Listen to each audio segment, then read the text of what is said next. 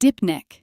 Before we continue, Without a Ribbon is charity that supports Australians with a rare cancer through our peer-to-peer network of rare cancer warriors. If you'd like to support our charity, or you have a rare cancer yourself, please visit our website at withoutaribbon.org. Thanks for your support. Diffuse idiopathic pulmonary neuroendocrine cell hyperplasia, commonly known as DIPNECH, is a rare lung condition characterized by abnormal overgrowth of neuroendocrine cells within the airways.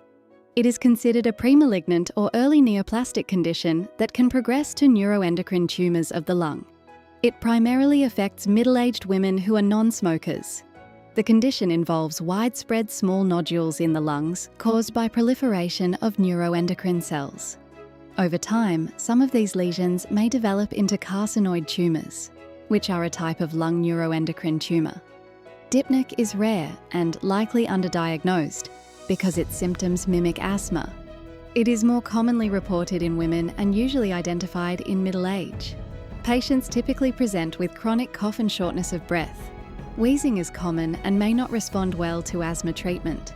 Because the condition progresses slowly, symptoms may persist for years before correct diagnosis.